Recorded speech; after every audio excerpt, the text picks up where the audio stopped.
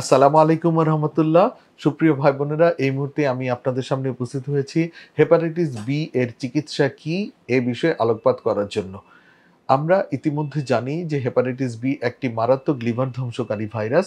এই hepatitis B এর সংক্রমণ হলে পরে বা কোনো কারণে কোনো পরীক্ষা নিরীক্ষায় যদি হেপাটাইটিস বি এর সংক্রমণ ধরা পড়ে, তাহলে আমরা আতঙ্কিত হয়ে যাই, উদ্বিগ্ন হয়ে যাই এবং এদিক সেদিক ছুটাছুটি করতে থাকি। আমি একজন লিভার বিশেষজ্ঞ হিসেবে বলব, এতে আতঙ্কিত হওয়ারও কোনো কারণ নেই, উদ্বিগ্ন হওয়ারও কোনো কারণ নেই, ছুটাছুটি করারও কোনো কারণ নেই। কেননা হেপাটাইটিস বি ভাইরাসের আধুনিক চিকিৎসা চালু হয়েছে এবং হেপাটাইটিস বি ভাইরাসের আধুনিক চিকিৎসাগুলো আজ আমরাই বাংলাদেশের আধুনিক লিভার বিশেষজ্ঞরা করে যাচ্ছি। তাহলে হেপাটাইটিস বি ভাইরাসের চিকিৎসায় যদি কোনো কারণে কেউ বিদেশ যেতে চান, আ চাকরি প্রার্থী হন, কোনো কারণে হেলথ চেকআপ করেন, গর্ভবতী মায়েদের পরীক্ষা-নিরীক্ষায় কিংবা কোনো কারণে কোনো ক্যাম্পেইনে কিংবা টিকাদান জন্য কোনো ক্যাম্পেইনের জন্য পরীক্ষা-নিরীক্ষায় কিংবা রক্ত দান করতে যেয়ে যদি ধরা পড়ে যে কারো হেপাটাইটিস বি পজিটিভ অর্থাৎ এইচবিএস এজি পজিটিভ কিংবা অ্যান্টি-এইচবিসি টোটাল পজিটিভ, তাতে আতঙ্কিত হওয়ার কোনো কারণ নেই। হেপাটাইটিস বি যদি কারো পজিটিভ ধরা পড়ে অর্থাৎ স্ক্রিনিং পরীক্ষায় এইচবিএস এজি ধরা পড়ে, সেক্ষেত্রে আমরা অবশ্যই সেটি এলাইজা পরীক্ষা করব অর্থাৎ নিশ্চিত হব যে এইচবিএস এজি এলাইজা পরীক্ষাটি করব এবং পরবর্তীতে একটি ভালো মানের ল্যাব থেকে অ্যান্টি এইচবিসি টোটাল এই পরীক্ষাটি করে নেব। যদি দেখি এই পরীক্ষাগুলো পজিটিভ রয়েছে, তাহলে অবশ্যই একজন দক্ষ ও অভিজ্ঞ লিভার বিশেষজ্ঞের তত্ত্বাবধানে চিকিৎসাটি নিব। সেক্ষেত্রে আমরা আরও কিছু পরীক্ষা-নিরীক্ষা করব। এসজিপিটি, এইচবিইএজি, anti HBe, anti HBs, HBV DNA PCR, ultrasonography of whole abdomen, endoscopy of upper GIT, fibroscan with cap. এই পরীক্ষাগুলো আমরা করে নিব। কেন এতগুলো পরীক্ষা করব এবং মূল্যবান পরীক্ষাগুলো করব? কেননা হেপাটাইটিস বি ভাইরাস আমাদেরকে সূক্ষ্মাতি সূক্ষ্ম রূপে নির্ণয় করতে হবে। কেননা হেপাটাইটিস বি ভাইরাসের চিকিৎসাটি দীর্ঘমেয়াদী এবং ব্যয়বহুল। কমপক্ষে ৯ থেকে ১০ বছর ব্যাপী চিকিৎসা করতে হয় এবং ৬ মাস কিংবা ১ বছর অন্তর, অন্তর কিছু পরীক্ষা-নিরীক্ষা করে ফলো-আপ এ থাকতে হয়।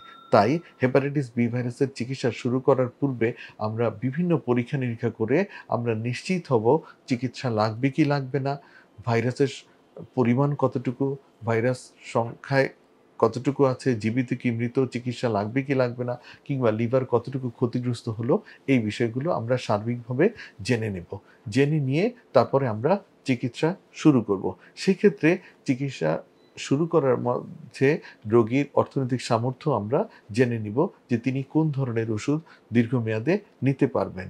যদি রোগী সামর্থ্যবান হন, তাহলে অবশ্যই একই সাথে মুখে খাওয়ার ওষুধ এবং ইন্টারফেরন ইনজেকশন দিতে পারেন। সেক্ষেত্রে ভালো ফলাফল পাওয়া যায়। সেক্ষেত্রে মুখে খাওয়ার ওষুধটি কমপক্ষে ৯ থেকে ১০ বছর ব্যাপী চালিয়ে যেতে হয় এবং ইন্টারফেরন ইনজেকশনটি প্রতি সপ্তাহে ১ টি করে, প্রতি মাসে ৪ টি, এভাবে ৬ মাসে মোট ২৪ টি ইনজেকশন নিতে হয়।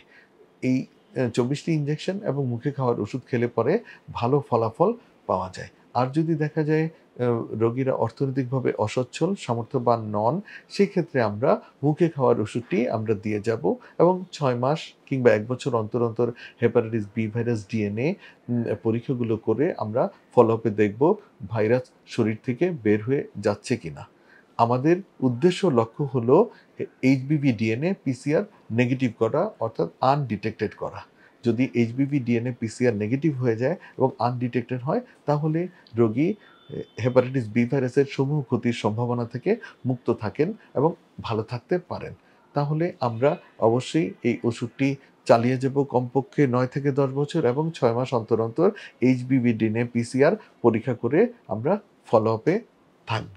যদি দেখা যায় রোগীর চিকিৎসার আ আ আম ৬ মাস ১ বছর পরে এইচবিভি ডিএনএ পিসিআর নেগেটিভ হয়ে গেছে, তারপরেও কিন্তু ওষুধটি চালিয়ে যেতে হবে ৯ থেকে ১০ বছর। কেননা ওষুধটি এর আগেই যদি বন্ধ করে দেই, তাহলে ভাইরাসের পুনরাবির্ভাব ঘটা অর্থাৎ রিল্যাপস হওয়া অর্থাৎ রি-অ্যাপিয়ার করার সম্ভাবনা থাকে। কেননা বলা হয় যে হেপাটাইটিস বি ভাইরাস একটি নোটোরিয়াস ভাইরাস অর্থাৎ খুব দুষ্ট প্রকৃতির ভাইরাস।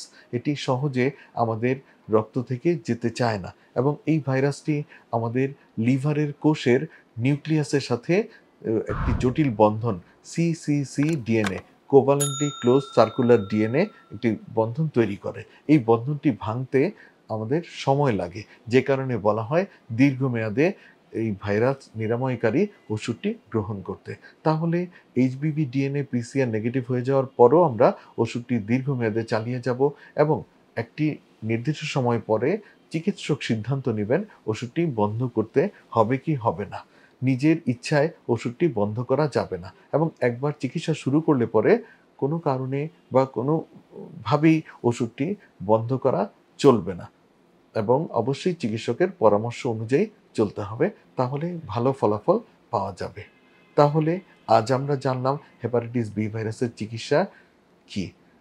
এটির ২ ধরনের চিকিৎসা রয়েছে।